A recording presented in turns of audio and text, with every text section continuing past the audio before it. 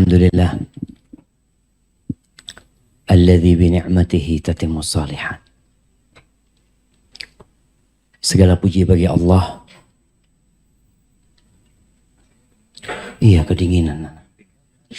Enggak usah dimatikan. Kasihkan sama yang lainnya. Enggak akan bisa diturunin. Iya, biar nggak bisa diturunin. Bisa lah. Ini tahun berapa sekarang? Belum bisa tuh. Iya, fan-nya dikurangin jadi biar dinginnya dapat tapi anginnya. Manusia itu diciptakan suka berkeluh. Nggak ada AC-nya panas. Kasih AC dingin. Astagfirullah. Itu yang membuat kita rindu untuk masuk surga Allah Azza wa Jalla. Allahumma inna nas'aluka al-jannah wa na'udzubika minan nar.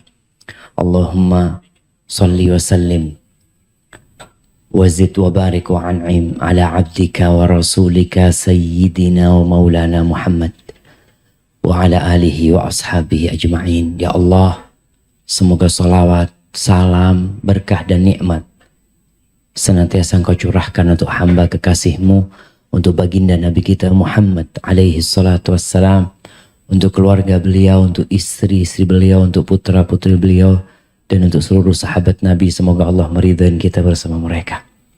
Amma ba'd, yang pertama Ana minta maaf karena Ana gak pakai masker. Gak apa-apa, aman ya. Bismillah. Yang kedua, telat, ustadznya telat. Jadi kita tadi di mobil, jam berapa kajian? 1:30 tadi. 1:30. Insya Allah sampai Blok M. Ana mau istirahat dulu Ana. Ternyata Ana masuk ke kamar ngelihat jadwalnya ba'da zuhur ya. Dan Ana rasa kita masih ba'da zuhur ini kan. Ahibati fillah. Kenapa antum datang ke tempat ini? Sebagian kita hadir karena takut masa depan. Manusia itu orangnya suka ingin tahu. Dia penasaran dengan apa yang belum terjadi. Apalagi kalau dia dengar-dengar sesuatu. Bagaimana kira-kira nanti kalau itu terjadi? Yang terkadang itu hanya perasaan. Oleh karena itu kenapa sampai hari ini yang namanya ramalan bintang itu masih laku. Sampai hari ini. Antum lihat situs-situs berita itu masih ada. Padahal katanya kita ini hidup di abad 21. Kita ini masih di abad 15 Hijriah. Supaya antum tahu bahwa dari hijrahnya Nabi SAW sampai hari ini itu 1443 tahun. Dan sampai hari ini majalah-majalah yang ditulis juga masih ada ramalan bintang. Ada seorang yang bertugas menulis rubrik zodiak gitu. Dia sudah taubat. Dia cerita, Ana itu juga heran Ustaz, orang-orang itu kok percaya padahal Ana bikin ngawur Ustaz. Dia kan memang gak ada yang tahu yang gaib itu kecuali Allah Azza wa Jalla jemaah. Sehingga dia bikin ngawur. Katakan mamanya bulan Januari itu bintang apa aja? Apa? Kalau Desember apa? Sagittarius. Iya. Kalau Januari apa?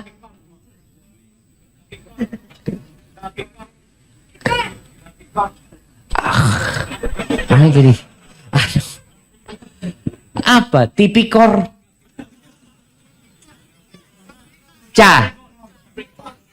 Capikor. Kapikor. Apa Kapikor itu? Hah? Scorpio. Oh, Scorpio. Kala jengking. Itu bahasa Indonesia. Nah, nanti dia cerita anak bikin yang bintangnya ini, bulan ini, rezekinya agak seret ya. Kemudian hubungan asmara berantakan. Itu dia, oh kayaknya benar ya. Jadi semua itu mencocokkan. Kenapa? Karena dia akan ada kekhawatiran dengan masa yang akan datang. Masya Allah, ada Ustadz Harith Abu Naufal. Ustadz, seharusnya antum kursinya di sini, Ustadz. Astagfirullahaladzim, Ustadz. Masya Allah, barakallahu fikum. Kemudian, ana pernah menonton TV ya, Ma. Yang hari ini ana masih ingat. Ana waktu itu buka televisi di hotel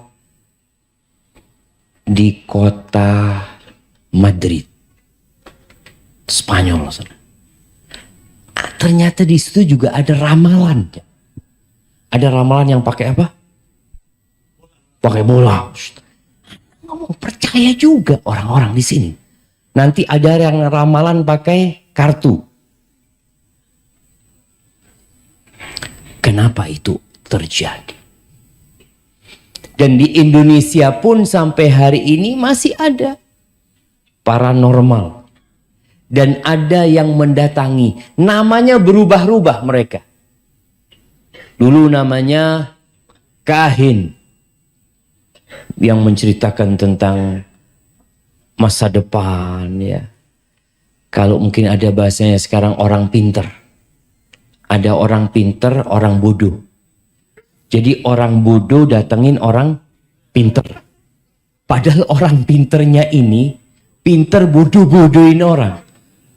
Nah, dia itu sampai ada yang cerita, ada satu yang tobat ya. Dia tobat. Ini ceritanya orang-orang yang tobat, dia datang di Yaman nih. Ada 3 serial cerita dia bertobat, di televisi disiarkan. Dia ngomong, kadang-kala datang kepada ana itu jenderal-jenderal. Dia datang, kira-kira anak ini bisa naik bintang 2 apa enggak gitu. Bisa. Padahal dia juga nggak tahu gitu loh. Cuma supaya orang ini seneng dan ngasih fulus. Nanti kalau dia naik bintang 2 datang dia. Alhamdulillah bener bapak saya bintang 2. Padahal dia juga nggak tahu. Dia sampai ngomong, kalau saya tahu, saya nggak mungkin susah hidupnya kata dia.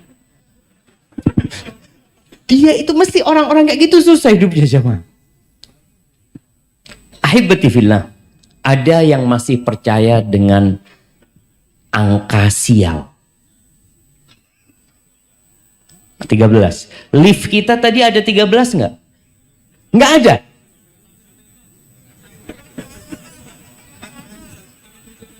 Iya kan enggak ada 13 kan? Iya, betul. Enggak ada 13. Baik jemaah. Ada yang angka sialnya angka berapa? 4. Ini ada. Jadi langsung lantai 5 tuh. Masya Allah. Keren banget gedung ini jemaah. 3 ada. 3A. Emang sakit yang bikin lift? Nah. Enggak. Subhanallah jemaah. Di SD kita diajarkan 1, 2, 3, 4, 5 gitu loh. Tapi kenapa kita di kota Jakarta 4 gak ada? Emangnya di SD diajarkan gitu? 1, 2, 3, 3A. Terus 5 gitu loh. Berarti kan ada orang-orang pinter. Astaghfirullahaladzim. Jamaah. Ahibati fillah. Iya. Kita kadangkala khawatir dengan hari esok. Kita nggak tahu apa yang akan terjadi. Ada yang takut penyakit. Makanya pakai masker. Hand sanitizer. Sampai dulu ada kawan di Jakarta cerita tetangganya. Itu karena ketakutan dia dengan COVID ini jemaah. Dia nggak pernah keluar rumah pas awal-awal COVID itu jemaah. Padahal yang kena baru 10 orang. Bingung sekali dia. Semua belanja online. Ketika datang itu belanjaan disemprot dulu. Ingat di awal tuh disemprotin semuanya. Terus dibiarkan ditunggu kemudian dibuka. Subhanallah, satu rumah kena COVID semuanya. Ini dari mana ceritanya itu jam? Ya, kalau Allah berkehendak, Allah tinggal mengatakan kun. Ada yang takut di PHK. Awal-awal itu juga mulai pengurangan karyawan. Siapa yang kena PHK di sini? Masya Allah, makanya soft pertama untuk hari ini. Kasih hadiahnya. Fadlan kasih hadiah teman tuh, Masya Allah. Sebelum di PHK di soft pertama apa soft terakhir? Ya, hibatifillah, ada orang yang alhamdulillah Ustaz. Ada kalau nggak di PHK di belakang Ustaz. Jadi ini hikmah di PHK. Di soft pertama, kadangkala gantiin muadzin Ustaz. Nikmat dari Allah SWT. Tapi ada kekhawatiran jemaah. Ada yang takut tidak menikah. Berapa banyak akhwat yang dengan setiap tenggelamnya matahari dia tahu umur dia bertambah dan sampai hari ini belum ada yang melamar dia. Ada yang melamar poligami Ustaz. Iya, ada akhwat yang cerita. Ada kekhawatiran apakah anak ada jodohnya apa tidak. Ada yang sudah menikah takut diceraikan. Ada yang takut dipoligami. Bahkan dia was-was hidupnya. Lihat suaminya masuk kamar mandi, handphonenya langsung dibuka. Mungkin ada WA yang mencurigakan. Ada satu kawan dia nikah 2. Nama istri keduanya ditulis dealer Yamaha.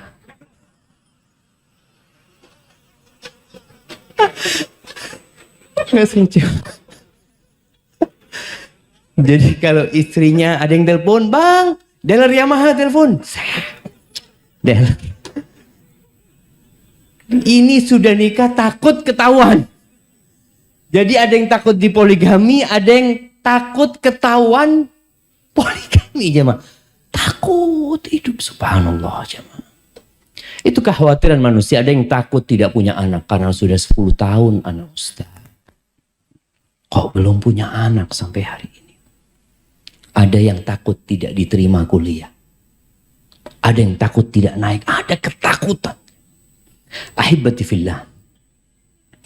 Ketahuilah bahwa yang mengetahui yang gaib itu cuma Allah Azza wa Jalla. Tugas kita bukan mencari tahu tentang apa yang akan terjadi. Tapi tugas kita adalah mempersiapkan diri untuk kemungkinan-kemungkinan yang akan terjadi. Tugas kita itu mempersiapkan diri. Allah Azza wa Jalla berfirman di surat Luqman ayat 34. Apa kata Allah? Innallaha indahu ilmu sa'ah.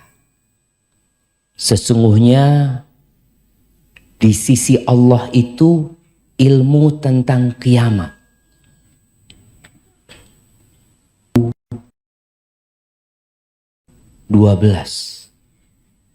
Itu sempat heboh. Karena menurut perhitungan suku Maya akan terjadi kiamat. Kemudian ada paranormal di Indonesia juga mengatakan, iya ini itu macam-macam. Lewat 2012 nggak kiamat. Tapi orang masih percaya sama paranormal. Masih aja percaya. Allah sebutkan, innallaha indahu ilmu sa'ah. Kalau ada orang meramal, oh kiamat nanti akan terjadi tahun sekian, tahun sekian.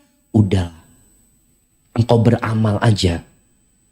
Ketika ada seorang sahabat bertanya kepada Nabi alaihi salatu wassalam, "Ya Rasulullah, mata sa'ah?" Wahai Rasulullah, kapan kiamat itu akan terjadi? Nabi balik bertanya sama orang ini, "Wa madza a'datta lis-sa'ah?" Apa yang engkau persiapkan untuk hari kiamat itu apa? Itu yang seharusnya menjadi beban kita. Jadi bukan memikirkan kapan terjadi, tapi apa yang kita persiapkan tatkala itu terjadi. Wa yunazzilul ghaith. Allah itu yang menurunkan hujan. Ada orang yang takut hujan turun karena dia sedang punya acara walimah. Biasanya di kampung ya, bukan di kampung aja. Di kota-kota besar, kadangkala mereka panggil pawang hujan. Dipanggil pawang hujan, dibayar. "Bapak, gimana akadnya?" Kata dia, "Akadnya kalau hujan tidak turun, bayar. Hujan turun, tak usah bayar." Jamaah, yang nyewa orang ini waras apa nggak waras? Itu ada kawan yang menanyakan kepada pawang hujan. Waktu itu dulu dia bikin acara katanya di Surabaya. Dia lihat ada pawang hujan itu di depan sana. Dia tanya, "Pak, Bapak ini memang bisa nyarang hujan?" Kata dia, "Ya nggak bisa lah Pak. Tapi kan akadnya saya sama dia jelas. Kalau nggak turun hujan dibayar. Kalau turun hujan ya nggak usah dibayar." Gitu. Akadnya jelas dia. Orang ini percaya ada manusia bisa nyarang hujan. Di mana ceritanya? Kalau ada yang bisa nyarang hujan, nggak banjir Jakarta. Sudah dikirim semua orang ke Bogor, jangan hujan, jangan hujan. Berarti bilang nggak ada. Allah yang menurunkan hujan. Kapan Allah hendak menurunkan? Allah turunkan. Tapi kenapa masih ada yang percaya dengan pawang hujan? Itulah manusia. Tatkala jauh dari sentuhan agama. Tatkala dia lupa dengan ayat-ayat Allah. Dia lebih percaya dengan manusia daripada pencipta manusia. Allah yang mengatakan wa yunazzilul ghaith. Wa ya'lamu ma fil arham. Allah yang tahu dengan apa yang di rahim. Loh Ustaz, sekarang dokter tahu loh Ustaz. Tahu apa? Tahu anak itu laki apa perempuan. Iya, karena kan kelihatan. Kalau bidan tahu nggak? Nggak tahu karena nggak pakai alat. Dia lihat laki perempuan. Tapi dokter tahu nggak? Anak ini mau jadi apa? Ya nggak tahu. Anak ini kalau lahir rizkinya berapa? Ya nggak tahu lah. Kan nggak tahu. Allah katakan hanya Allah yang tahu dengan yang di rahim itu. Apakah dia lahir normal? Apakah dia akan dapat berjalan? Apakah dia akan dapat berbicara? Apakah dia nanti akan hidup sampai umur sekian? Itu hanya Allah yang tahu. Sejak di rahim Allah udah tahu kita akan berada di tempat ini pada hari ini. Itu Allah udah tahu. Wa ma tadri nafsun madza taksibu ghada. Nggak ada jiwa yang tahu dengan apa yang besok akan terjadi. Masih ingat kejadian pesawat Lion dari Cengkareng berangkat kemana itu jam? Ke Pontianak? Bukan. Kemana? Makassar. Pangkal Pinang. Nanti habis kajian kita debat. Gak apa-apa. Kita kalau mau cari mana yang benar. Tapi kalau nggak salah Pangkal Pinang. Pangkal Pinang. Bayangin nih. Semua orang yang berangkat naik pesawat ini punya agenda acara. Malamnya sudah membuat acara, nanti dia sudah booking hotel ini, dia akan bermalam di hotel ini, dia akan makan siang di restoran ini, akan berjumpa dengan ini, dengan itu. Ada yang ngomong sama keluarganya, besok anak akan pulang, tolong dijemput jam sekian, jam sekian. Anak, ibu kangen sama sayur kangkungnya ibu. Ibunya ngomong, siap nak. Ternyata ratusan orang itu tidak pernah mendarat di Pangkal Pinang. Keluarganya nungguin di sana aja. Allah tegaskan, wa ma tadri nafsun madza taksibu ghadan. Wa ma tadri nafsun bi ayyi ardin tamut. Dan tidak ada jiwa yang tahu di bumi mana dia mati. Kita nggak tahu jemaah. Ada orang-orang yang mungkin berpikir dia, anak kepingin mati insya Allah saat ini. Ya kalau bicara keinginan boleh. Tapi nggak ada yang tahu di bumi mana engkau mati. Innallaha alimun khabir. Allah itu maha mengetahui dan maha teliti ilmunya Allah Azza wa Jalla. Kita lemah. Allah Azza wa Jalla mengatakan wa khuliqal insanu dha'ifa. Manusia itu diciptakan sangat lemah sekali. Sekuat apapun manusia, dia nggak tahu dengan apa yang akan terjadi esok hari. Itu satu kepastian. Manusia hanya berencana. Tapi Allah Jalla Jalaluh yang menentukan. Kenapa Allah ciptakan kita lemah? Kita semua mengetahui tujuan manusia diciptakan adalah mengabdi kepada Sang Pencipta. Kelemahan yang ada pada diri kita, sejatinya ada dampak positif dalam kehidupan kita. Mengantarkan kita untuk tidak congkak, untuk tidak angkuh. Sekarang aja manusia lemah, banyak yang sombong, banyak yang angkuh. Lemah manusia. Gimana kalau Allah berikan kekuatan kepada dia? Dengan kelemahan itu dan penuh keterbatasan, menyebabkan dia kembali kepada Allah.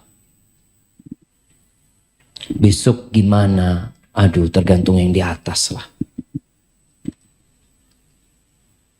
Istri ngomong, bang, untuk bulan depan kita belum bayar kontrakan. Gimana bang? Kita minta sama Allah. Orang yang sakit, yang tidak tahu kapan dia akan sembuh. Orang yang gak punya anak, yang tidak tahu kapan dia punya anak.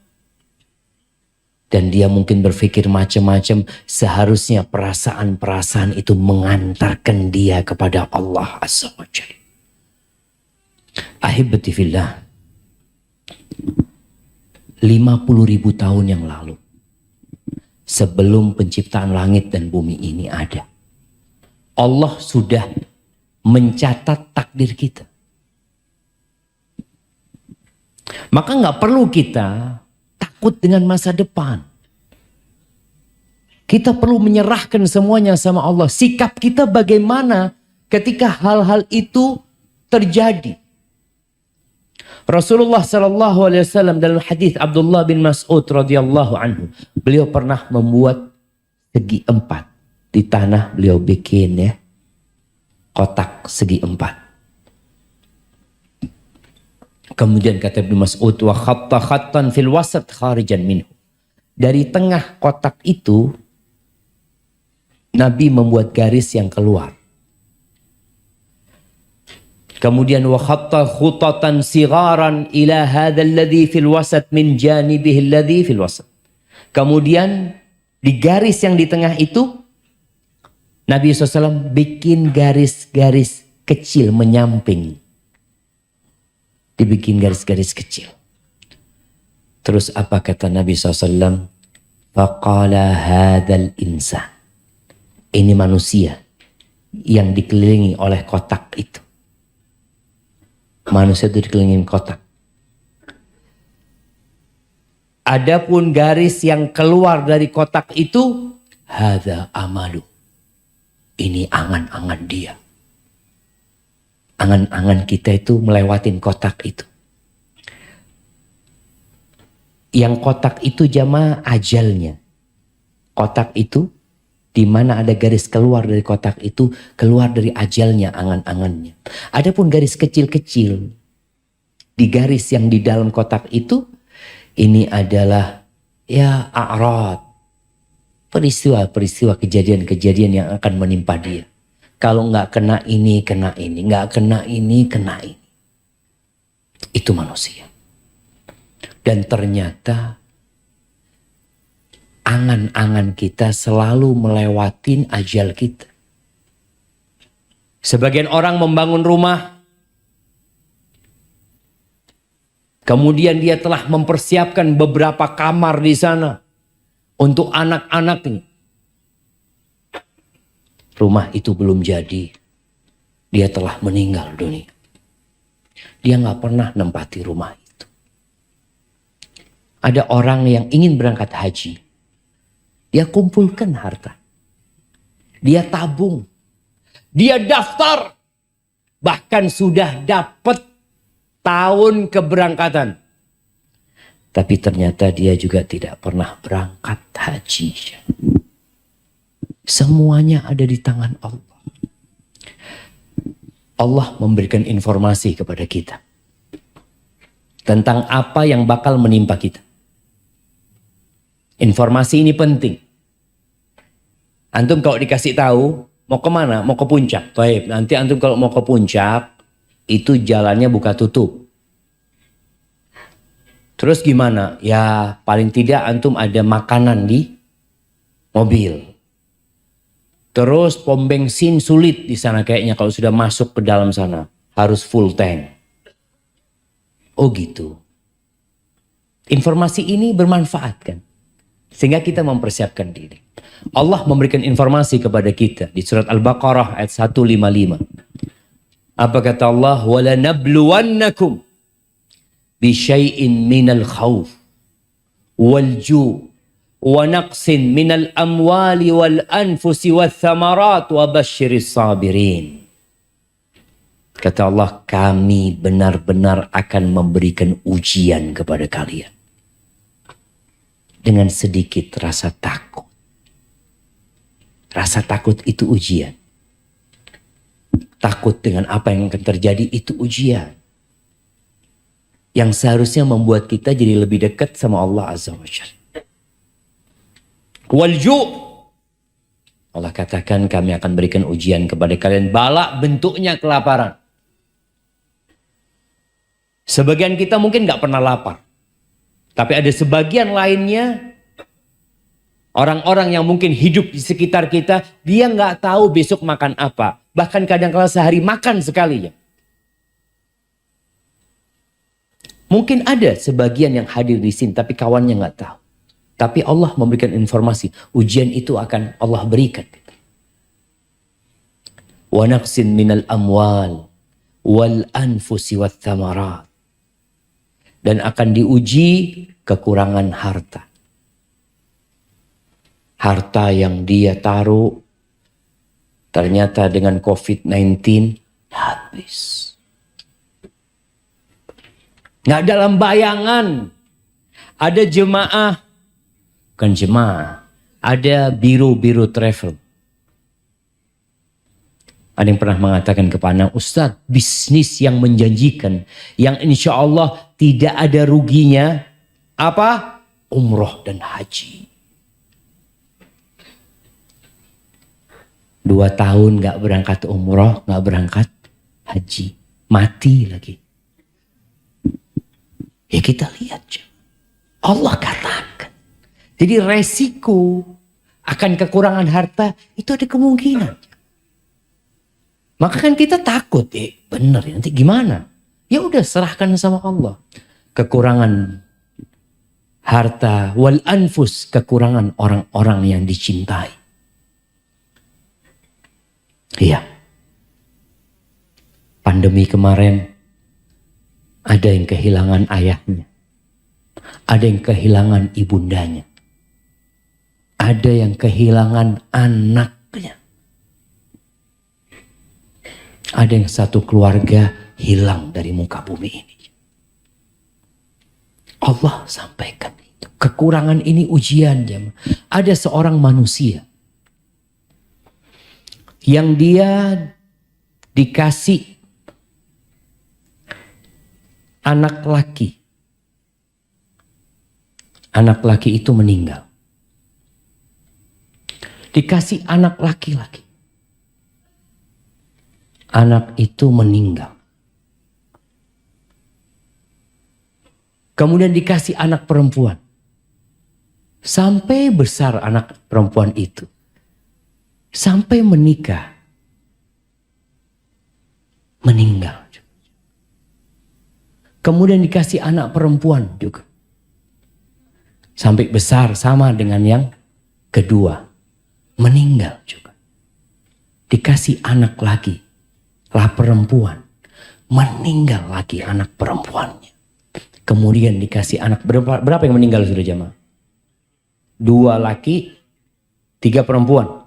Kemudian dikasih anak. Lagi. Perempuan. Kasih anak perempuan. Jadi dikasih 4 anak perempuan. Anak perempuan yang terakhir ini sampai punya cucu. Sampai punya anak. Kemudian dikasih anak laki lagi. Umur setahunan meninggal anak itu. Berapa yang meninggal? 6. Iya, 6. Siapa orang itu? Rasulullah SAW. Allah kasih ujian buat Nabi. Melihat anak-anaknya pergi meninggalkan Nabi. Cucunya juga pernah meninggal dunia di tangan Nabi SAW. Terakhir yang namanya Ibrahim. Gimana gembiranya Nabi punya anak laki saat umurnya sudah 61-62 tahun. Beliau datang menyambut kehadiran anak laki-laki itu dengan penuh kegembiraan. Beliau informasikan kepada sahabat-sahabat, aku dikasih rezeki anak tadi malam sama Allah Azza wa Jal. Samaituhu Ibrahim. Aku kasih dia nama seperti nama bapakku Ibrahim alaihi salam. Kemudian anak itu pergi meninggalkan Nabi di tangan Rasulullah SAW. Supaya kita sadar bahwa ujian itu menimpa semuanya. Gimana nanti, gimana? Serahkan sama Allah. Wathamarat, kekurangan buah-buahan. Wabashiris sabirin, berikan kabar gembira kepada orang-orang yang sabar. Ketakutan kita dengan musibah-musibah yang disampaikan sama Allah, yang mungkin saja menimpa kita, seharusnya membuat kita lebih sering berdoa. Ketika kita keluar rumah kita ingat Bismillah tawakkaltu ala Allah. Karena boleh jadi kita ditabrak jangan sama orang. Boleh jadi kita yang nabrak. Ada orang yang takut naik motor, kenapa? Gimana kalau nanti anak ditabrak? Dia nggak akan pernah naik motor. Ada orang yang trauma seperti itu. Tapi seharusnya ketika engkau takut, engkau tahu ada orang di pinggir jalan. Nggak naik motor, nggak naik mobil. Minum teh ditabrak sama orang. Kalau kita ngelihat kejadian itu, apa besoknya? Anak kayaknya nggak mau minum teh di pinggir jalan. Udah, nggak. Kenapa? Itu kemarin ada yang ditabrak. Apa kemudian kita akan seperti itu? Melihat orang yang goes. Ya Allah, saat ada orang goes. Jatuh ditabrak truk, Ustaz. Na'udzubillah, anak jual sepeda anak sudah. Enggak, sudah. Haipatibillah. Yang namanya musibah akan datang dimanapun kita berada. Tugas kita adalah mendekatkan diri kepada Allah Azza wa Jalla. Semakin takut. Karena kita yakin semua berada di tangan Allah Azza wa Jalla. Qulillahumma malikal mulk. Tu'til mulka man tasha. Wa tanzi'ul mulka mimman tasha. Wa tu'izzu man tasha. Wa tudhillu man tasha. Biyadikal khair. Innaka ala kulli syai'in qadir. Katakan, ya Allah, malikal mulk. Allah pemilik semua kerajaan. Allah pemilik semua kepemilikan.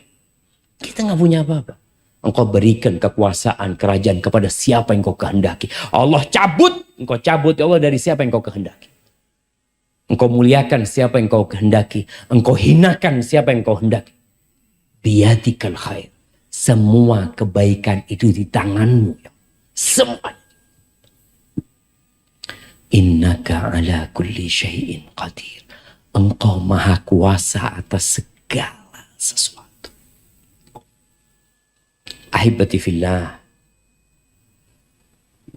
Namun kita harus yakin juga bahwa musibah itu tidak akan menimpa kita kecuali sudah Allah tetapkan. Kita kadang kala kerja Ustaz, di kantor anak kayaknya ada yang hasad sama anak Ustaz. Mulai dia menfitnah anak, ini itu macam-macam, kadang kala terjadi seperti itu. Qul, Allah perintahkan kepada Nabi untuk berkata di surat At-Taubah ayat 51. Qul, katakan, lan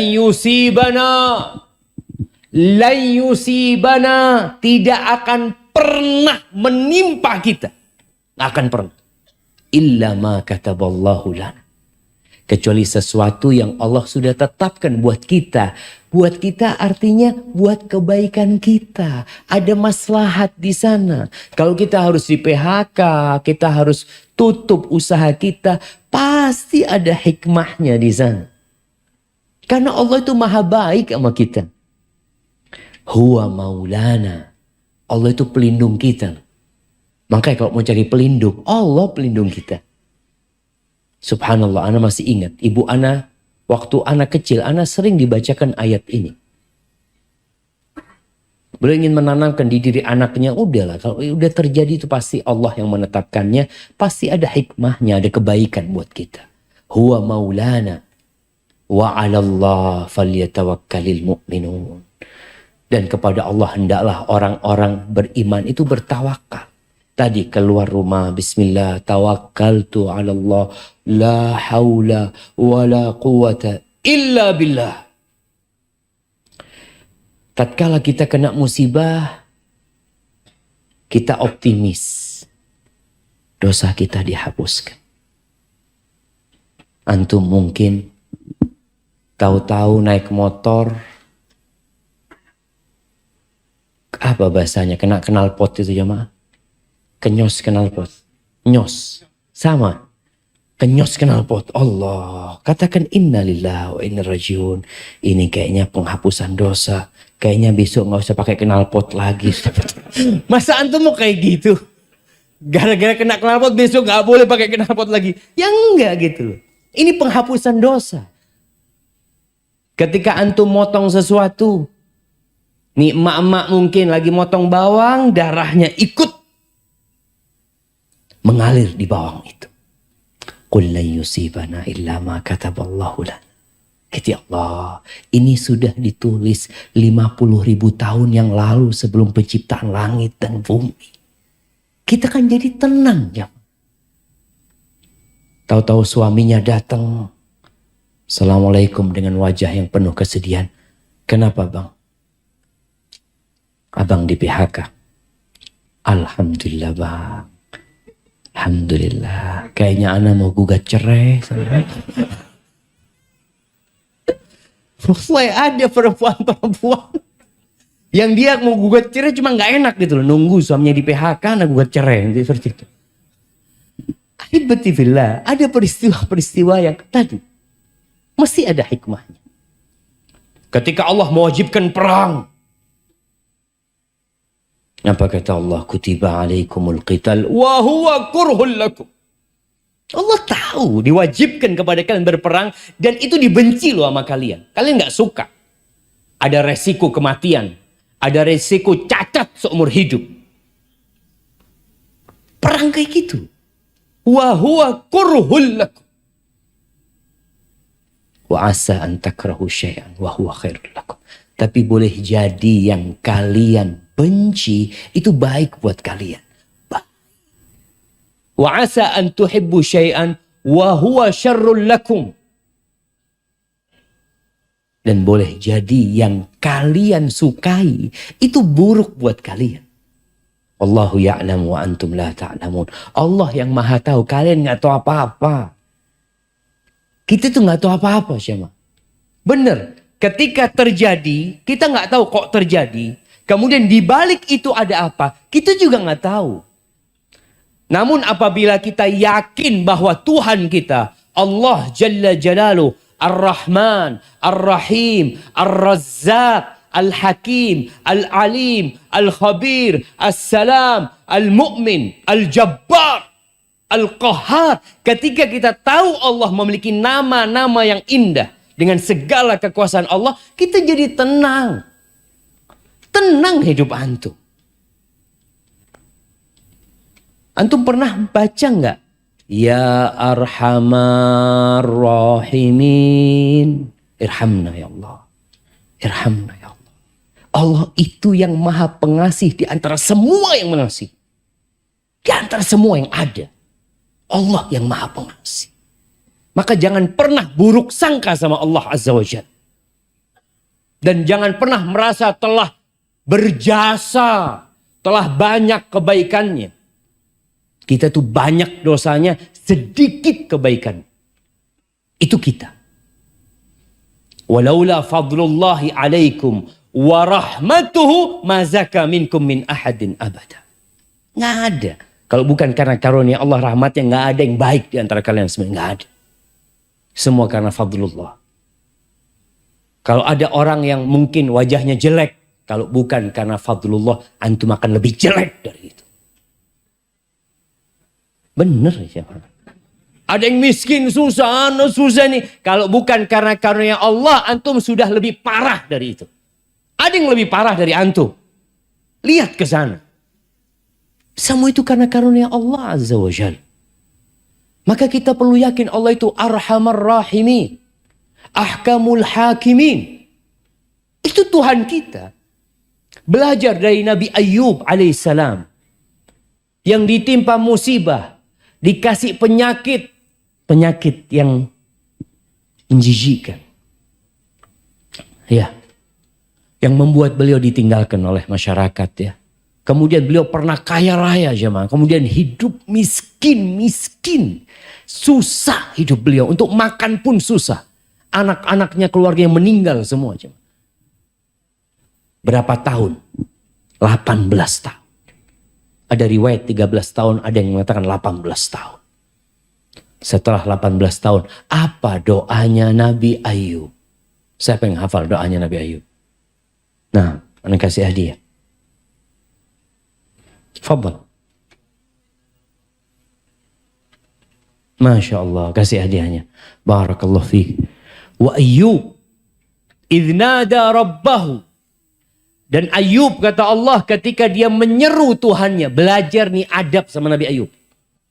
Bagaimana ketika berdoa. Ketika menyeru Allah Azza wa Jalla.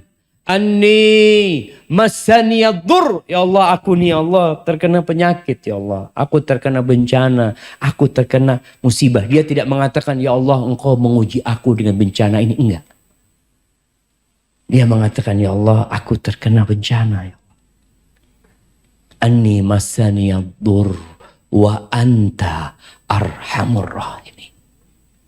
Dan engkau ya Allah yang maha pengasih di antara yang mengasih. Bayangkan 18 tahun dikasih ujian itu, nama Allah itu melekat di hatinya, nggak pernah lewat. Bahwasanya Allah itu Arhamur Rahimin. Allah itu Ar-Rahman Ar-Rahim dan dia Arhamur Rahimin.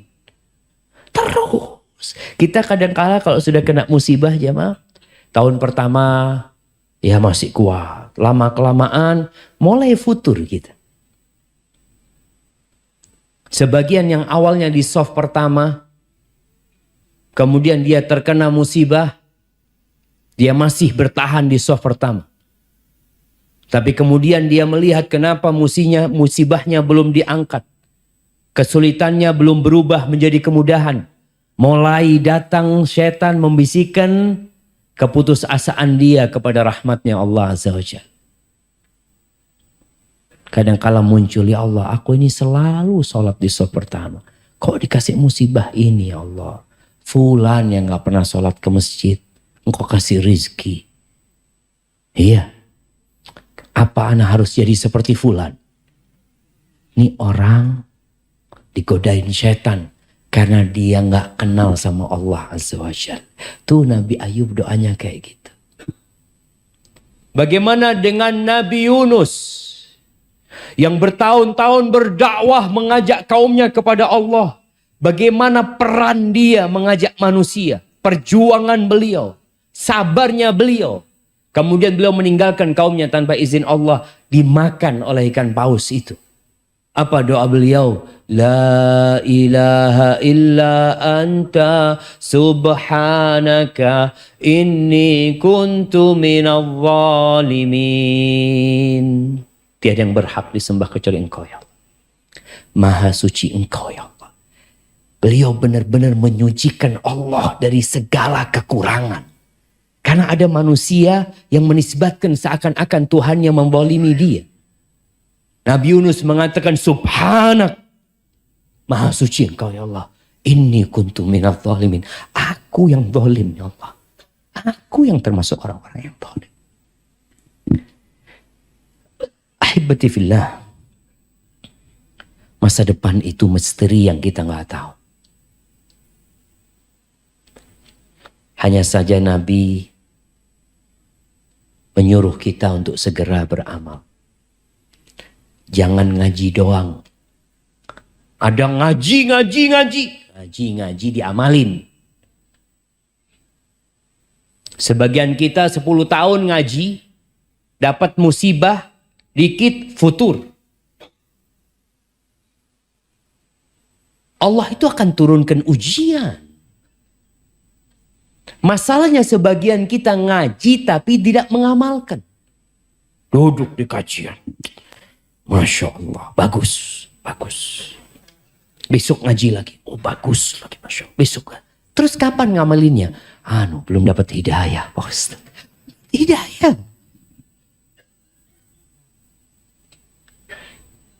Kata Rasul sallallahu alaihi wasallam dalam hadis yang diriwayatkan Imam Tirmidzi, badiru bil a'mal sab'an.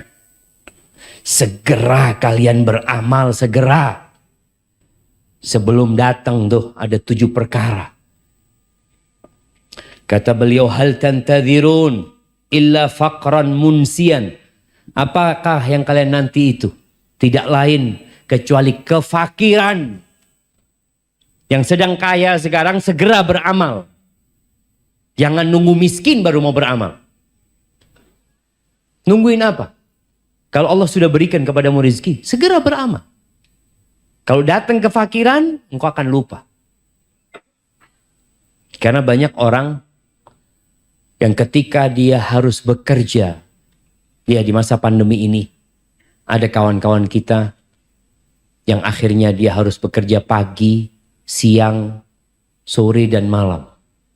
Selesai kerja ini karena memang ada kebutuhan yang harus dia penuhi. Ada. Nunggu seperti itu baru mau beramal. Jangan sekarang beramal. Au ghinan mutghiyan, atau kalian nunggu kekayaan yang membuat kalian melampaui batas. Kekayaan itu ada efek sampingnya. Ada efek buruk. Yang kata Allah Azza wa Jalla, innal insana la yatgha ar-ra'ahu istaghna. Sesungguhnya manusia benar-benar melampaui batas ketika dia merasa nggak butuh, merasa cukup sudah. Merasa semua sudah punya. Apa nunggu itu? Ana berpikir orang-orang kaya itu seharusnya berada di soft pertama. Orang-orang kaya itu ada yang ceritanya kawan. Nih orang Ustaz, fulusnya cukup buat 7 turunan, 7 tanjakan, sama belokan juga Ustaz. Jadi nurun nanjak masih nggak habis jamaah, tapi nggak bisa duduk di majelis ilmu. Kenapa? Karena dia sibuk. Dengan hartanya yang banyak itu dia sibuk. Yang ini, yang itu, rapat sini, rapat. Kalau rapat ada waktu. Kajian, ya Allah, afwan banget Ustaz. Ini, ya apa Ustaz ya? Untuk umat juga sebenarnya Ustaz, alhamdulillah. Tapi jangan kelewatan. Sodakoh jangan nunggu kaya. Kalau antum nunggu kaya nggak sodakoh. Orang berlatih sodakoh sekarang nih. Sekarang. Datang kotak amal lewat. Usahakan berhenti di depan antum. Tunggu 5 menit. Mikir mau ngasih berapa. Alhamdulillah. Bagus yang seperti itu. Lebih bagus mana? Berhenti atau yang langsung lewat? Dia berhenti masih alhamdulillah daripada yang langsung lewat. Enggak Ustaz, langsung lewat. Anak sodakohnya di depan sana. Ya kita husnudzon, jangan ngelihat fulan. Aduh fulan ini. Kalau ngelihat handphonenya keren. Kotak amal gak pernah mampir. Ada yang seperti itu. Tapi kita husnudzon. Boleh jadi dia anak transfer. Pakai barcode. Ya ada barcode-nya di sini. Masya Allah. Barcode tuh kelihatan kalau pakai barcode. Tapi transfer mungkin lebih apa? Lebih gak kelihatan. Tapi ala kulli hal. Jangan nunggu kaya sodako. Sekarang sodako. 100 perak. 200 perak. 500. 1000. 2000. Dan boleh jadi yang 2000 ini akan lebih ikhlas ya ma. Daripada nanti antum sodako, ana sodako 1 M. Beda perasaan antum dengan ketika antum sodako 2000. Antum sodako 2000 malu sama Allah. 1 M. Shh, orang baik. Akhirnya gak ada gunanya. Berarti lebih manfaat mana? 2000 yang antum waktu sodako. Ngelihat, ada yang ngelihat. Dia masukin. Artinya benar-benar antum itu cuma ingin Allah yang tahu. Nggak ingin orang lain tahu. Tapi kalau 100.000, antum nggak malu. Ngeluarin itu. Sini. 2.000 nggak berani sini. Sini. Lain dia gayanya. Jangan nunggu antum kaya baru mau sodako. Sekarang sodako. Au maradun mufsidan. Nunggu sakit mau beramal. Ada orang-orang sehat nggak pernah sampai masjid. Nggak pernah. Goes 50 kilo tiap hari. Masya Allah. Badannya keren. Masya Allah. Masjid. Azan. Nanti Ustadz. Nunggu sakit. Sakit anak baru mikir. Oh masjid. Berapa banyak orang sakit kalau dengar azan. Ya Allah. Abah kepingin ke masjid. Kata anaknya. Abah dulu waktu sehat kemana? Lapangan golf. Jadi beda tempat. Artinya dia apa nunggu itu gitu. Nunggu sakit. Karena biasanya orang kalau sudah sakit ada keinginan bertobat. Ada kalau dia orang soleh. Tapi apa antum nunggu itu jangan. Nabi nyuruh kita segera beramal. Au haramun mufannidan. Atau nunggu tua renta. Dan banyak masyarakat yang baru ke masjid ketika pensiun. Umur pensiun ini kan umur yang sudah tidak produktif katanya. Baru dia ke masjid. Ke masjid udah sulit untuk sujud. Karena harus pakai kursi. Kita sebagian orang. Dulu ketika belum pakai kursi. Kemana gitu. Maka jangan menunggu yang muda-muda ini untuk beramal. Untuk mendekatkan diri kepada Allah. Jangan nunggu nanti kalau saya umur 70 tahun. Nanti insya Allah Ustadz. Ya sekarang kan masih anak muda Ustadz. Sekarang mulai beramal. Antum sudah hadir kajian, dengar kajian ustadz, dapat ilmu sedikit, oh ada amalan yang bagus, baca banyak la haula wala quwata illa billah, antum dawamkan bacaan itu. Antum dengar tentang fadilah sholat duha, antum amalkan walaupun 2 rakaat. Ana belum bisa sholat malam Ustaz, ya udah witir lah sebelum tidur, witir lah 3 rakaat witir sebelum tidur, dawamkan hal itu. Lama-kelamaan bisa bertambah. Tapi kalau antum menunda-nunda, lama-kelamaan hati kita jadi keras. Jamaah. Karena ilmunya sudah punya kita. Au mautan mujhizan. Atau nunggu mati. Yang datangnya tiba-tiba. Nunggu mati. Seperti yang Allah firmankan. Hatta wa anfiqu mimma razaqnakum min qabli an ya'tiya ahadakumul maut Fayaqul Rabbi laula akhartani ila ajalin qarib fa asaddaq wa akun minas salihin. Jangan mau sodako nunggu nanti kalau sudah datang kematian. Mau sekarang, ya Allah, aku pengen sodako, ya Allah. Tunda umurku sedikit, aku mau sodako. Nunggu itu. Sekarang amalkan. Awid dajjal fasyarru ghaibin yuntabar. Atau nunggu dajjal baru mau beramal. Nanti kalau ketemu dajjal, ana baru mau ke masjid. Orang kalau sudah ketemu Dajjal nggak tahu apakah antum akan beriman atau antum akan jadi pengikut Dajjal. Orang itu suka dengan yang aneh-aneh. Dan Dajjal bisa mengelabui orang. Nunggu Dajjal. Nanti anda lihat Dajjal ini benar Dajjal apa enggak? Tahu-tahu sudah ada di barisannya pengikut Dajjal. Na'udzubillah min dzalik. Awisa'ah wasa'atu adha wa amar. Atau kalian nungguin kiamat. Kalau matahari sudah terbit dari barat, nggak bermanfaat lagi tobat seseorang. Nggak bermanfaat. Orang melihat matahari terbit dari barat, amantu billah, astaghfirullah, tubtu ilallah. Nggak ada gunanya.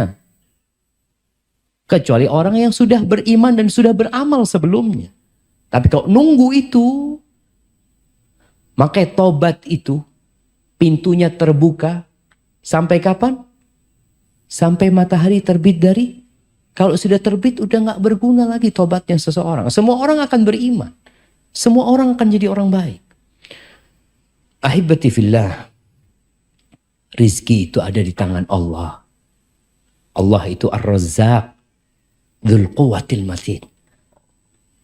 Kekhawatiran kita dengan urusan rizki yang membuat sebagian nggak nikah-nikah. Di kota besar itu banyak yang menunda pernikahannya.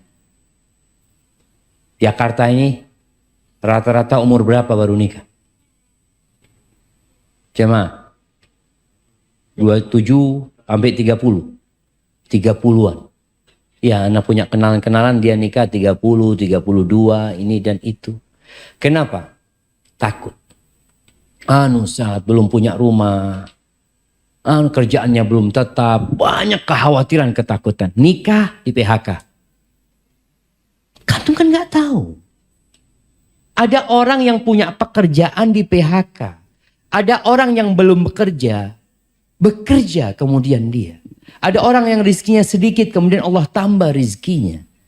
Dulu orang-orang musyrikin itu membunuh anaknya jemaah karena takut lapar. Karena takut, dia ngelihat anaknya lahir, ya Allah. Kalau sekarang kan diaborsi. Mereka itu lahir, mereka khawatir ini anaknya nanti makan sama bapaknya. Ya gimana Ustaz? Berapa banyak orang-orang yang kemudian memberikan anaknya kepada orang lain. Karena khawatir dia gak bisa ngasih makan. Ketahuilah kalau anak itu lahir, dia sudah punya rizki. Tapi kalau antum punya anak lahir mengatakan, ya Allah nanti kalau kuliah gimana bayarnya? Ini baru lahir jemaah. Antum sudah mikirin dia kuliah. Sekarang daftar kedokteran itu mahal. Antum akan buang itu anak.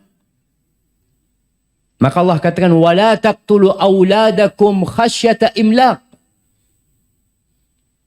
Kalian jangan membunuh anak-anak karena takut kelaparan. Takut. Nahnu narzuquhum wa iyyakum. Kami yang kasih rezeki sama mereka. Tuh anak-anak itu yang kasih rezeki bukan bapaknya, bukan orang tuanya, bukan. Siapa? Allah Azza wa Jalla. Maka ketika kita menyerahkan kepada Sang Pencipta, kita jadi tenang. Ada seorang penjual buah jamaah di pinggir jalan. Dia dorong itu buah pinggir jalan. Di rombongnya, ya rombong, tahu rombong itu apa namanya? Bukan keranjang yang dorongan itu, gerobak. Di gerobaknya dia itu, di gerobaknya itu biasanya kan ada tulisan jambu apa ini enggak. Tulisannya apa di gerobaknya dia? Kaifa akhaful faqra wa ana abdul ghani. Gimana aku takut dengan kefakiran sedangkan aku hamba Tuhan yang maha kaya. Gimana gitu loh. Cuma kita kadang-kadang gak kenal sama Allah gitu loh. Tiap pagi kita berdoa ya. Allahumma inni a'udzubika minal kufri wal faqr wa a'udzubika min adzabil qabr. Ya Allah, aku berlindung dari kekufuran dan kefakiran. Kita takut dengan kekufuran. Iya, ada perasaan khawatir dengan kefakiran. Gimana nanti ini itu. Makanya berlindung sama Allah Azza wa Jalla. Itu tiap pagi dan petang kita baca. Allahumma inni a'udzubika minal kufri wal faqri wa a'udzubika min adzabil qabri. Ketakutan dengan azab kubur, ketakutan dengan kekufuran, kefakiran membuat hamba semakin kuat dengan penciptaannya. Takut sakit, dia membaca Allahumma afini fi badani, Allahumma afini fi sam'i, Allahumma afini fi basari, la ilaha illa anta. Terus baca. Baca a'udzu bikalimatillahi tammati min syarri ma khalaq. Baca bismillahilladzi la yadurru ma'asmihi syai'un fil ardi wala fis sama. Jadi kelemahan yang ada pada diri kita itu seharusnya mendorong kita untuk menjadi kuat dengan Allah Azza wa Jalla. Doa kita semakin kencang. Kita lihat Nabi kita Muhammad alaihi salatu wassalam pernah ditakut-takutin jemaah oleh iblis dan bala tentaranya. Mereka membawa 10.000 pasukan untuk membumi hanguskan kota Madinah. Alladzina qala lahumun nas. Ini di surat Ali Imran ayat 173 ya. Alladzina qala lahumun nas. Innan nas qad jama'u lakum fakhshawhum. Yang orang-orang mengatakan kepada dia, musuh-musuh itu sudah bersatu padu, bersekutu untuk menghancurkan kalian. Kalian takutlah sama mereka. Ini gimana 10.000 pasukan datang. Fazadahum iman. Ternyata ucapan itu, peringatan itu membuat sahabat-sahabat Nabi bertambah imannya. Bukan imannya turun, tambah naik imannya. Wa qalu hasbunallah wa ni'mal wakil. Apa kata mereka? Kami punya Allah Azza wa Jalla. Kami punya Allah. Cukup Allah. Allah sebaik-baiknya penolong bagi manusia. Yang seperti ini dapat terjadi kalau kita beriman benar. Apa kata Allah Azza wa Jalla di surat Al-An'am ayat 82? Alladzina amanu walam yalbisu imanahum bizulmin ulaika lahumul amnu wahum muhtadun. Orang-orang yang beriman dan tidak mencampuri keimanan mereka dengan kezaliman. Kezaliman yang paling puncaknya adalah kesyirikan. Dosa juga kezaliman. Orang yang tidak mencampur keimanannya dengan kesyirikan, maka bagi mereka adalah keamanan yang sempurna. Aman, tenang, damai hidupnya. Dan mereka akan mendapatkan petunjuk. Sesuai dengan penjagaan kita terhadap keimanan kita, maka seperti itu pula keamanan yang akan kita rasakan. Bercampur dengan dosa, kurang tuh keamanannya. Tambah banyak dosanya, kurang tuh keamanannya. Semakin takut antum dengan masa depan. Nanti gimana. Ketika Nabi Musa alaihissalam meninggalkan Mesir di malam hari. Dikejar-kejar oleh Fir'aun. Sampai ke pantai. Pagi sampai pantai, jadi mereka udah kelihatan. Udah kelihatan itu pantai, nggak ada perahu, nggak ada kapal yang bisa menyeberangkan mereka. Mereka menoleh ke belakang. Fir'aun sudah sampai juga. Falamma tara al-jam'an. Ketika mereka saling bertatapan. Qala ashabu Musa. Inna lamudrakun. Sahabat-sahabatnya Nabi Musa ketika melihat pasukan Fir'aun, mereka mengatakan, habis kita sudah. Binasa kita. Habis ini Fir'aun sudah di sini. Depan kita lautan. Belakang kita Fir'aun. Mau lari kemana kita? Apa kata Nabi Musa? Kalla. Kalla. Inna ma'iya Rabbi sayahdi. Enggak. Sekali-kali tidak mungkin Fir'aun bisa menghabisi kita. Kenapa? Sesungguhnya bersamaku ada Tuhanku. Dia akan memberikan petunjuk kepada aku. Ini jemaah. Kita kadang-kadang ngomong tawakal. Tapi ketika ada sesuatu yang menimpa kita, kita cemas. Kita jadi kebingungan. Berarti keimanan kita masih perlu diperbaiki. Dengan cara apa? Bacalah Asma'ullah al-Husna. Antum baca. Baca Al-Quranul Karim. Yang hampir di setiap penutup ayat ada Alimun Khabir. Alimun Hakim. Ghaniyun Hamid. Itu membuat kita jadi, ya Allah. Perlu kita menambah keimanan kita. Dan ahibati fillah. Ramadan sudah dekat. Nah, berapa hari lagi antum? Biar yang anak tunjuk yang jawab. Nah, antum. Berapa hari lagi? Berapa? 80 hari lagi. Sekarang tanggal berapa? Biar dia aja. Tanggal berapa? Tanggal 11. Tanggal 12 sekarang. Baik. Kita rencana puasa tanggal berapa? Tanggal 1 Ramadan. Kasih hadiah aja. Kasihan jangan. Barakallahu fikum. Fadal. Nah, ahibati fillah. Nah, hari ini tanggal 8 kita. 8, 9. Nah, ada yang 8 dan yang 9. 9. Baik, 9 berarti kita akan puasa 81 hari lagi insya Allah. Betul, 80, 8 kurang 80 ya. Masya Allah, barakallahu fikum. Tolong dihafal kalender hijriahnya jamaah. Dan kita sudah harus mempersiapkan diri untuk Ramadan. Yang ana ingin ingatkan, tolong Qur'annya mulai dibaca. Frekuensi bacaannya ditambah.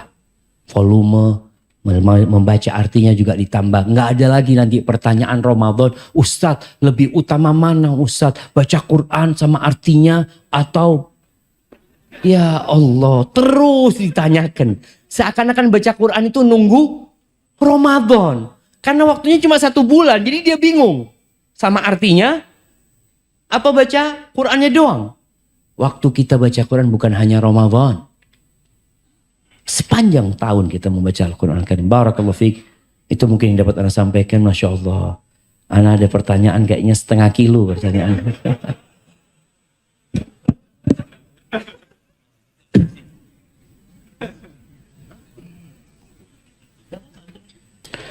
Assalamualaikum Ustaz. Waalaikumsalam warahmatullahi wabarakatuh. Saya mau tanya. Bolehkah kita di setiap sujud saat sholat kita membaca doa yang ada di dalam Al-Quran? Begini, ada larangan membaca Quran ketika ruku dan sujud. Membaca Al-Quran. Artinya membaca Al-Quran, membaca dengan berharap 1 huruf dapat 10 kebaikan. Tapi kalau kita baca doa, boleh enggak kita baca doa yang ada di dalam Al-Quran, tapi tidak meniatkan baca Quran? Antum sujud, Rabbana atina fid dunya hasanah. Ini berapa pahalanya sudah ya? Nggak boleh. Karena antum berarti baca Quran. Tapi kalau antum hanya doa, enggak, ana mau baca doa aja, maka enggak ada masalah. Jadi tergantung niatnya. Mohon nasihat Ustadz untuk yang mulai kecanduan game. Ada yang mulai, ada yang sudah kecanduan. Ahibati fillah, min husni islamil mar'i tarkuhu ma la ya'ni. Termasuk bentuk baiknya Islam seseorang itu meninggalkan hal-hal yang tidak berguna buat dia. yang tidak berguna buat dia. Subhanallah, bagaimana para salafus soleh, para ulama itu. Dia itu daripada makan, dia milih rotinya itu dia hancurin, dia masukkan ke air, terus dia minum.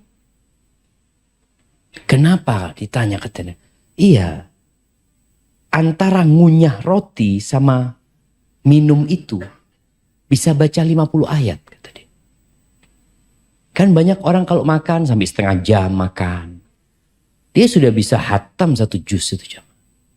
Makan setengah jam baca Quran 5 menit kayaknya alhamdulillah sudah banyak. Itu tadi makan tuh setengah jam. Kita itu kadang-kala kurang menghargai waktu kita. Nanti kita akan menyesal. Ketika antum lihat di kotak amal antum ternyata banyak di dalamnya hal-hal yang sia-sia. Walaupun ada yang haram, ada yang gak haram. Bicara game ini ya. Tapi sia-sia buat antum. Enggak usah ana main game sambil sholawat buat Nabi SAW. Astagfirullahaladzim jemaah.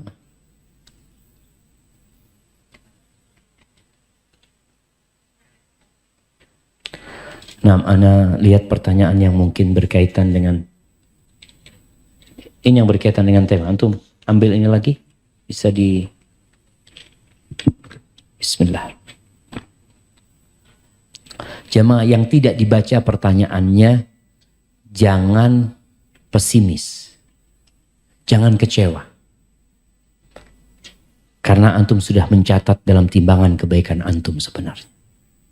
Semoga apa yang antum catat ini kelak ketika di padang mahsyar antum dapat rapot, antum dapat catatan ini di sana. Maka kita senantiasa sebagai muslim yang optimis dan berbaik sangka sama Allah Azza wa Jalla.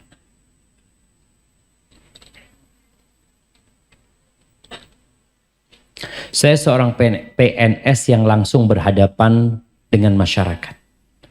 Mengenai masa depan, saya tidak mau memiliki jabatan tinggi dan hanya berfokus pada pelayanan prima. Jadi apa ini termasuk dosa? Karena saya hanya ingin menjadi PNS yang sadar akhirat. Iya, ahibati fillah. Jabatan itu sebenarnya bisa menjadi manfaat dan bisa menjadi mudarat gitu loh. Ada orang yang mengejar jabatan karena ambisi dunia. Dia kepingin lebih dihormatin masyarakat, dia kepingin gajinya lebih besar. Tapi ada orang yang bekerja, enggak Ustaz, anak kepingin lebih bermanfaat buat manusia. Maka kembali kepada niat. Kalau dikatakan enggak Ustaz, anak takut kasih jabatan yang lebih tinggi, takut nanti hari kiamat anak ditanya tentang jalan-jalan yang bolong-bolong itu. Oleh anak kalau lewat jalan bolong jamaah, anak berpikir bakal ditanya nih sama Allah yang jadi pejabat, yang jadi pemimpin penguasa, bakal ditanya.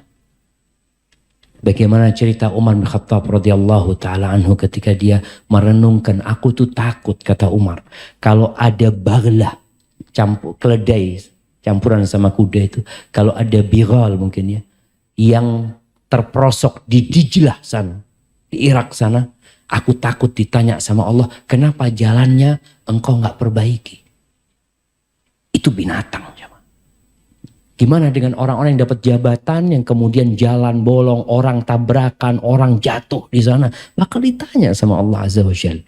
Maka tatkala antum berpikir untuk naik jabatannya, berpikirlah untuk memberikan manfaat.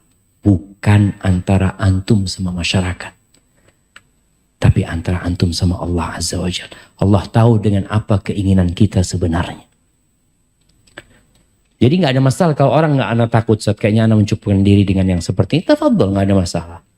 Cuma semakin antum memberikan manfaat kepada orang lain, kata Nabi SAW, ahabbun nas ilallah anfa'uhum linnas. Orang yang paling dicintai Allah adalah orang yang paling bermanfaat buat orang lain. Apa benar Ustadz ada seorang ahli ibadah yang bisa baca masa depan seseorang? Entah itu tentang anak, rizki, bagaimana hukumnya jika ada percaya karena sebagian omongannya ada yang benar. Ini mungkin dia berbicara tentang karomah. Karomah itu memang ada. Karomah itu Allah berikan kepada orang-orang yang Allah muliakan ya. Omongannya kadangkala benar gitu. Seperti ucapan Abu Bakar Siddiq radhiyallahu taala anhu. Sebelum dia meninggal dunia dia menyebutkan nanti harta warisan itu jangan lupa dikasih adiknya, adik perempuannya, lupa ya. Dan ternyata betul lahir anaknya itu perempuan atau laki seperti yang Abu Bakar ucapkan. Jadi karomah itu ada tapi bukan bisa membaca masa depan seseorang, nggak bisa. Jadi Allah berikan karomah kepada dimuliakan yang nggak bisa dipelajari sebenarnya hal itu. Itu yang disebut dengan karomah. Tapi kalau bisa membaca masa depan seseorang, tadi kita sudah baca ayatnya di surat Luqman, bosnya nggak ada yang tahu dengan apa yang terjadi besok kecuali Allah. Wa ma tadri nafsun madza taksibu ghadan. Itu ilmunya Allah Azza wa Jalla. Nabi pun tidak tahu dengan apa yang akan terjadi besok. Sampai ketika ada dua bocah perempuan sedang bersenandung ya, lebaran itu dia menyenandungkan puisi-puisi pujian buat Nabi SAW. Tahu-tahu dia mengatakan wa fina nabiyyun ya'lamu ma fi ghadi, dan di antara kami ada nabi yang tahu dengan hari esok. Maka Nabi menegur orang itu. Quli ma kunti taqulin. Ngomong yang biasa, artinya jangan mengatakan yang seperti itu. Itu hal yang tidak benar gitu. Nabi nggak tahu. Beliau juga mengatakan walau kuntu a'lamul ghaib lastakthartu minal khair wa ma massani su. Kalau aku tahu dengan yang gaib, aku akan berbuat baik yang banyak dan aku tidak akan ditimpa dengan musibah sedikit pun. Nggak akan. Orang tahu kalau keluar tabrakan. Bagaimana ketika perang Uhud? Apakah Nabi tahu bahwasanya akan ada 70 sahabat yang tewas di perang Uhud? Beliau akan terluka? Enggak. Tapi nggak tahu.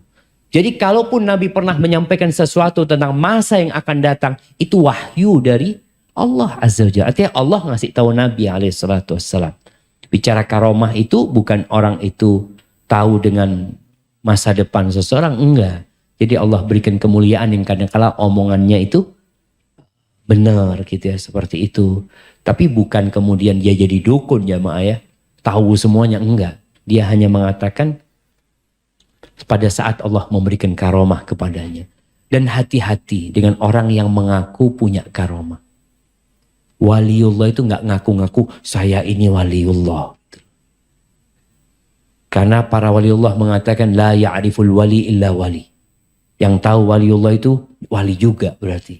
Jadi kalau antum mengakui dia wali, anda juga wali sama kayak antum. Maka hati-hati dengan yang seperti ini karena pada saat ini banyak dukun-dukun yang berkedok ustaz. Iya, banyak. Karena dukun yang model dulu, paranormal dulu itu sudah nggak diminatin sama masyarakat. Barakallahu fikum. Saya punya adik yang suka bercerita tentang saudara suaminya. Karena perlakuan mereka yang kurang bagus terhadap adik saya. Ini termasuk digolongkan curhat atau ghibah. Ya, ada orang yang punya masalah dan ingin solusi. Maka nggak apa-apa kita ceritakan. Aku punya masalah kayak gini, apa yang harus aku lakukan? Tapi kalau sekedar cerita dan tidak pernah ada solusi dan juga tidak pernah memberikan solusi, adanya ghibah gitu. Kemudian kalau menceritakan seseorang yang melakukan tindakan buruk kepada kita dan kita hendak mencari solusi, maka kita harus tepat ngomongnya sama siapa. Kita kayaknya orang ini bisa bantu gitu, baru kita ngomong gitu. Atau kita sedang meminta fatwa, datang ke ustaz. Ustaz, anak punya masalah, suami anak itu kayak gini. Dia menceritakan keburukan suami. dia sedang meminta fatwa. Boleh. Tapi yang lebih baik dia ceritakan, Ustadz, ini ada perempuan Ustadz. Punya masalah suaminya. Suaminya kayak gini. Kira-kira apa yang harus dilakukan? Sehingga dia tidak membongkar aib suaminya. Karena ustadznya tahu sama suami dia. Dia menjaga kehormatan suaminya gitu loh. Itu akan lebih mulia gitu. Tapi kalau memang mau menyebut namanya pun boleh. Sebagaimana istrinya Abu Sufyan datang kepada Nabi SAW mengatakan, ya Rasulullah, inna Abu Sufyan rajulun misik. Abu Sufyan itu pelit, Nabi. Ini istri ngomong gitu. Ma yu'tini ma yakfini. Dia nggak ngasih aku yang cukup gitu. Boleh nggak aku ambil hartanya? Nah, dia kan sedang mencari solusi, minta fatwa gitu loh. Jadi bukan kadang-kala curhat sama kawannya, suaminya gini-gini. Sekedar melampiaskan isi hatinya. Akhirnya dia bongkar aib dia sendiri gitu loh, aib suaminya. Padahal kata Nabi SAW, man satara musliman satarahullah. Barang siapa yang menutupi aib saudaranya, maka Allah akan menutupi aib dia. Jangan dikira antum nggak punya kesalahan. Kita semua punya kesalahan, jamaah. Ustaz, jika kita ingin pergi ke suatu tempat dan satu di antara teman kita tidak ada yang ikut, dan satu di antara teman kita dan di antara teman tidak ada yang ikut.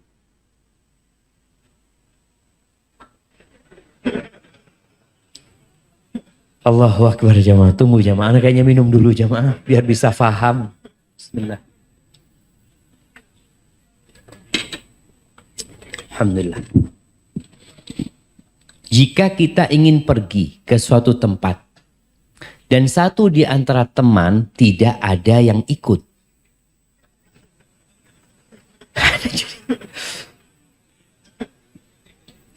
Dan satu di antara teman ada yang tidak ikut. Mungkin gitu maksudnya. Iya. Dan satu di antara teman ada yang tidak ikut. Dia marah dan kecewa dengan yang pergi ini. Dan saat kita jelaskan kalau semua ini sudah menjadi takdir dari 50.000 tahun sebelum bumi dan langit diciptakan. Pernyataan ini benarkah Ustaz? Soalnya teman itu masih kecewa saja karena dia nggak ikut pergi. Iya, ahibati fillah. Antum mau jelaskan itu, sampaikan kepada dia. Yang pertama, maaf antum. Antum minta maaf. Memang sudah ditakdirkan. Boleh jadi antum mengecewakan dia. Bukankah amalan yang paling dicintai Allah itu mentransfer kebahagiaan ke hati saudara kita? Dia mungkin kecewa karena merasa dilupakan, merasa tidak dianggap kawan. Maka yang perlu dikatakan adalah minta maaf ya. Kita minta maaf, ya apa ya? Sebutkan alasannya apa. Kalau bicara takdir ya sudah ditakdirkan gitu. Ini sudah ditakdirkan gitu. Cuma kan dia bukan masalah ditakdirkan atau tidak. Dia kecewa apa alasan antum tidak ngajak ana gitu loh. Itu masalahnya. Barakallahu fiik. Kadang-kadang orang ya ada seorang suami yang nikah lagi jamaah. Ketika ribut sama istrinya, ini sudah ditetapkan 50.000 tahun sebelum cipta langit dan bumi. Iya, cuma kan kadang-kala perlu ya penjelasan bagaimana menenangkan hatinya. Tapi betul loh jemaah, ucapan sudah ditetapkan 50.000 tahun yang lalu sebelum penciptaan langit dan bumi, benar. Ana seorang akhwat single yang baru berhijrah sekitar 4 tahun. Namun ana memiliki kesulitan untuk istiqamah. Dan ana merasa tidak ada progres dalam diri ana. Tapi ana berharap kelak Allah sandingkan ana dengan laki-laki soleh yang dapat membimbing dan menemani ana dalam berhijrah. Karena cita-cita ana adalah ingin memiliki keluarga yang menjalankan syariat-syariat Allah. Masalahnya Ustadz, ana sering insecure. Apa insecure? Insecure. Apa itu? Apa? Tidak merasa aman. Overthinking nggak pede. Aduh jamaah, anak lama nggak ke Jakarta jadi nggak update. Betul, ini alhamdulillah ke sini dapat banyak kosakata baru gitu. Perihal jodoh anak kelak Ustaz. Apa dengan diri anak yang seperti ini, yang masih suka futur, masih lalai, akan mendapatkan laki-laki soleh itu Ustaz? Ana berpikir pastilah Allah akan memberikan wanita soleh untuk laki-laki soleh. Sedangkan ana baru berhijrah dan belum istiqomah. Bagaimana Ustadz caranya agar ana tidak khawatir perihal jodoh ana? Dan bagaimana caranya agar Allah mengabulkan doa ana perihal jodoh ini Ustadz? Karena ana sangat butuh laki-laki yang paham agamanya, paham agama untuk masa depan ana dan anak-anak kelak. Siapa yang mau jamaah? Antum udah zuat? Baik, ahibati fillah. Iya, ini kita bicara kekhawatiran dengan masa depan. Ada jemaah. Itu ada pada diri manusia. Makanya kekhawatiran itu seharusnya mengantarkan terus berdoa, memperbaiki diri. Kita udah tahu ilmunya, laki-laki yang soleh buat perempuan yang soleha. Aku pantas nggak dapat laki-laki yang soleh? Kayaknya belum kalau melihat diriku seperti ini. Maka tambah kesolehannya, tambah doanya, tambah zikirnya. Kemudian suatu saat ketika datang jodohmu, ternyata jodohnya tidak seperti yang engkau inginkan, maka engkau tahu, ya Allah, Engkau maha adil, memang aku yang belum baik gitu. Seperti ucapan Nabi Yunus, inni kuntu minal zalimin. Aku ya Allah yang termasuk orang-orang zalim. Karena sebagian orang mengatakan, gimana? Aku sudah istikharah, aku sudah musyawarah, kok jodohku kayak gini gitu. Ini kan seakan-akan dia menyalahkan istikharahnya. Enggak. Masalahnya ini kuntu minal zalimin. Kita yang termasuk orang zalim. Kadangkala ada orang istikharah, udah dikasih sama Allah pilihan orang ini, tapi hatinya lebih condong kepada, ya kadang gimana daripada nggak nikah, bismillah lah, dicoba gitu kan. Akhirnya jadinya kayak gitu. Maka rasa kekhawatiran anti hendaklah mengantarkan kepada banyak-banyak membaca la haula wala quwata illa billah. Baca hasbunallah wa ni'mal wakil. Terus perbaiki diri, perbanyak istighfar. Tapi ingat, Allah itu arhamur rahimin. Boleh jadi seorang mungkin dia agamanya masih kurang ya. Tapi karena memang dia jujur berdoa kepada Allah karena ingin baik. Boleh jadi Allah kirimkan kepadanya suami yang soleh. Karena memang dia jujur, dia ingin baik gitu. Maka perbaiki hatimu. Barakallahu fikum. Saya mau tanya Ustadz. Ustadz berkata kita tidak perlu khawatir takut dengan masa depan. Lalu bolehkah kita mengikuti ilmu yang sekarang lagi tenar, yaitu LOA, Law of Attraction? Betul. Apa itu? Di mana kita berucap meminta yang sebenarnya belum terjadi sama sekali dalam hidup kita. Di mana kita berucap meminta atau dia mengulang-ulangi kata-kata itu. Gitu.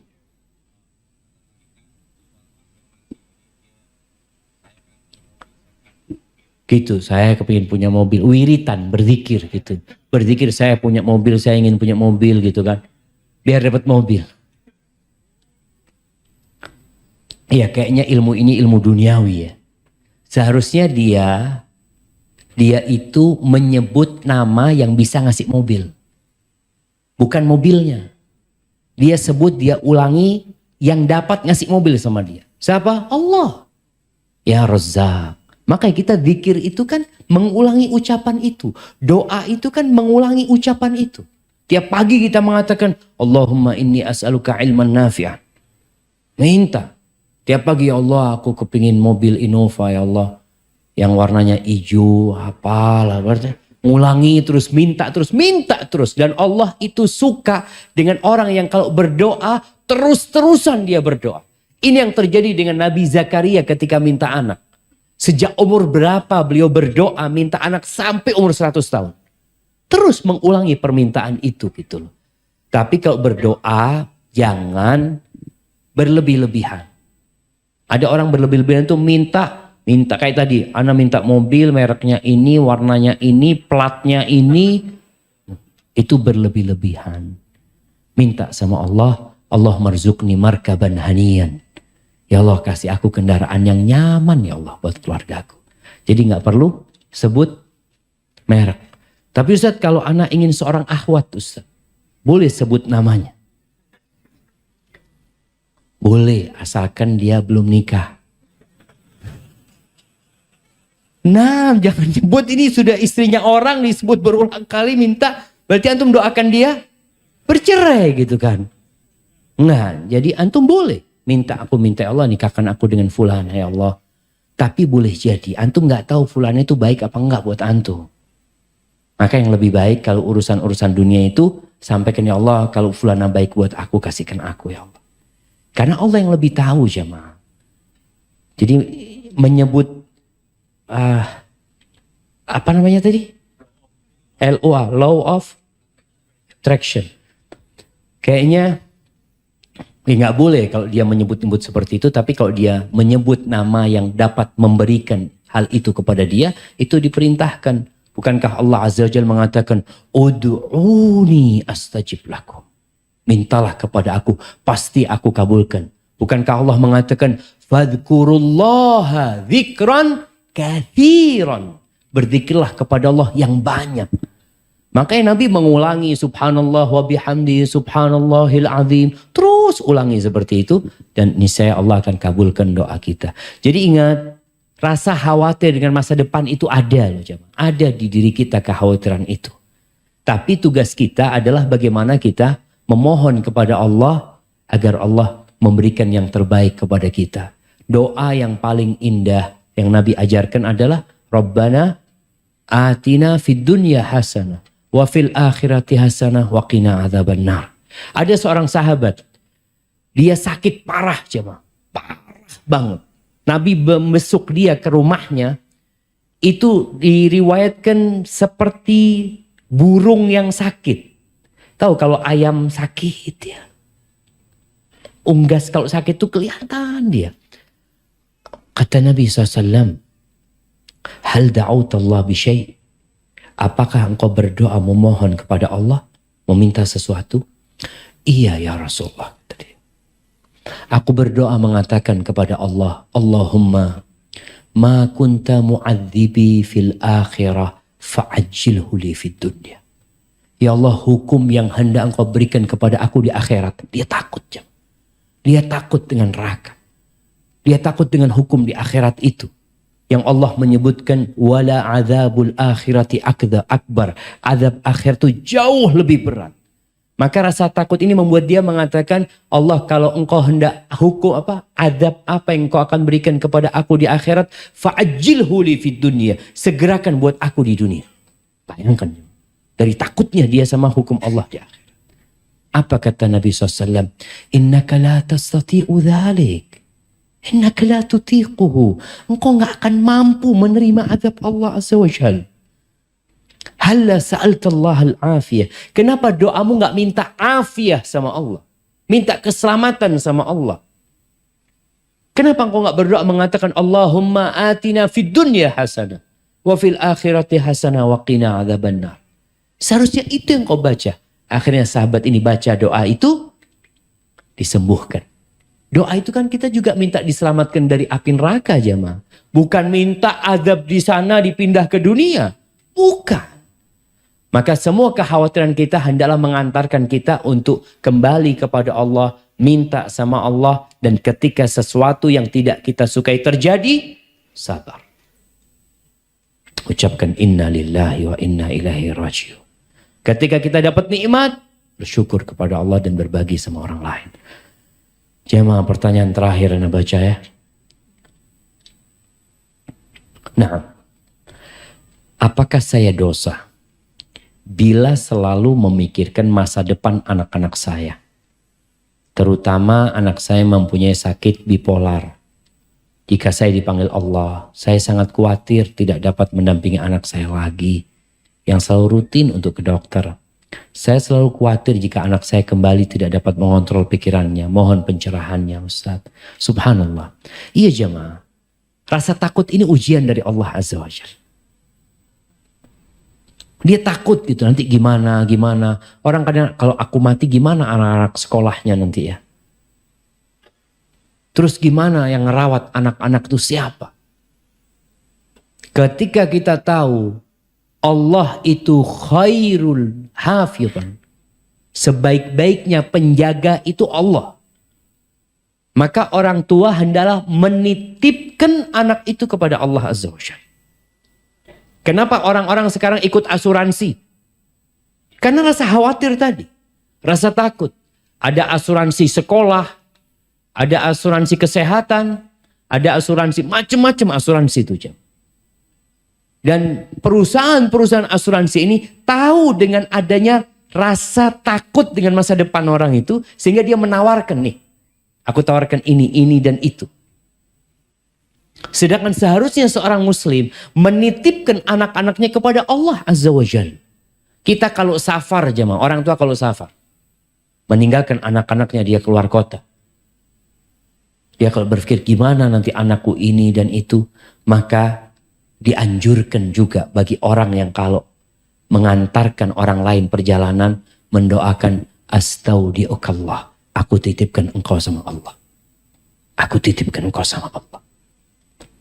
Dan doanya musafir, dia mengatakan, Allahumma antas sahibu fis safar wal khalifatu fil al. Ya Allah, engkau yang menemani dalam perjalanan dan engkau yang mengganti menjagain keluargaku yang ditinggal, ya Allah. Jadi rasa khawatir ini jangan kemudian membuat kita memikirkan sebab-sebab yang dapat menjaga mereka, lupa dengan yang menciptakan sebab-sebab itu. Maka kita harus benar-benar, ya memang orang tua mempersiapkan buat masa depan anaknya nggak apa-apa.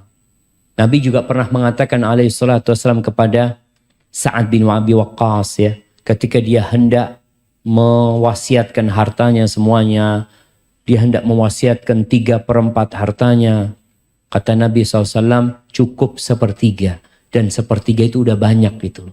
Engkau lebih baik meninggalkan anak-anakmu dalam kondisi mampu daripada engkau meninggalkan mereka dalam kondisi miskin nanti minta-minta sama manusia. Usaha dari orang tua ada.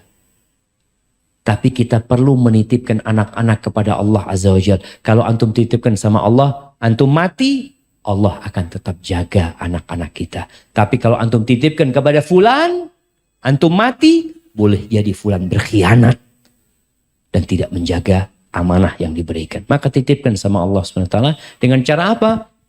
Dengan cara kita terus berdoa, sodakoh nih. Berbuat baik sama orang lain. Ya Allah, mudah-mudahan anakku dijaga sama Allah.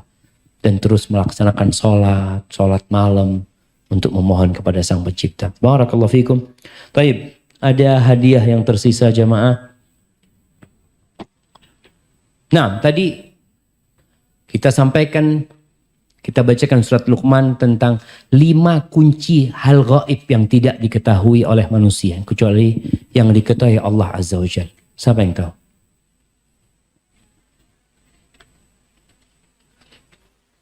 Kita tadi bacakan. Nah, fadhal berdiri antum.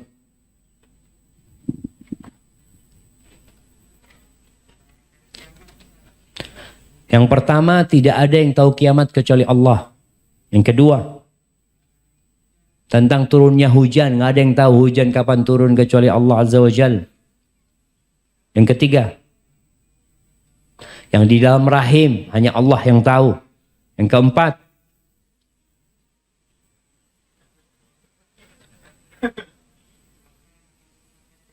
besok, hari esok hanya Allah yang tahu. Dan kapan mati,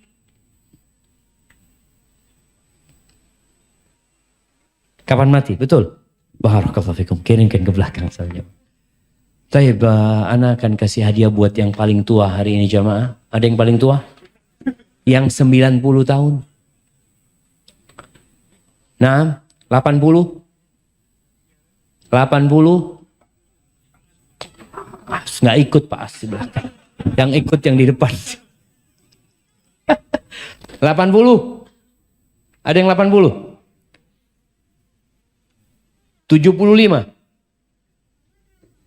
70? Ada yang 70 jamaah? Belum nyampe. 70 kurang 1. Ada yang nangis bilang. Kayaknya beliau paling tua, kita kasih jamaah. Nah, barakallahu fiik. Taib. Yang paling kecil. Oh ya, kita kasih yang paling kecil. Nah, berapa umurnya? 7. Paling kecil 7 jamaah. 7. Oh, sama 7. Ada saingannya. Ada saingannya.